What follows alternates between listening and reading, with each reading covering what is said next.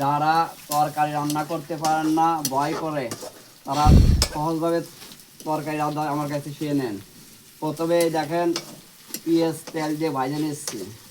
আর এই ফেলে তরকারি রান্না করলে আপনার বাটা ঘষা কিছুই রাখবে না, একদম সহজ পদ্ধতিটি। এই দেখেন পেঁয়াজটা প্রায় লাল হয়ে গেছে। হওয়ার পরে আর একটু করে নেবেন, পেঁয়াজটা লাল করে নেবেন।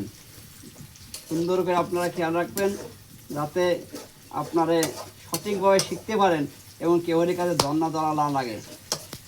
এক কোনো ভয় পাবেন না। এই দেখেন প্রায় হয়ে গেছে। আমি কিছুক্ষণের মধ্যেই দেখেন লবণ দিচ্ছি, হলুদ, কিছু হলুদ দিলাম, আর কিছু আপনার জিরে এর ভিতর দিয়ে মাখাচ্ছি। সুন্দর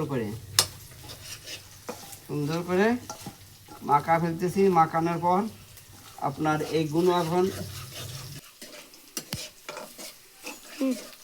আমি কি তরকারি রান্না করছি তা আপনাদের বললে এখন বলতেছি। আমি ফুলকপি সুন্দর করে রান্না করতেছি। আপনার এই ফুলকপি এখন দিয়ে দিলাম।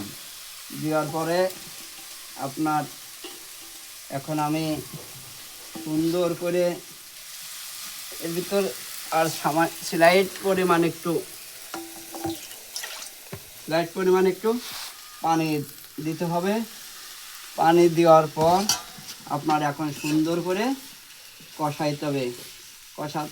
কষানোর পর আপনার সুন্দর করে যখন হয়ে যায় তখন আপনি পানি দিয়ে 5-6 মিনিট পর সুন্দর করে নামিয়ে ফেলে। এই ফেলে আপনার তরকারিটা সুন্দর করে হয়ে গেল।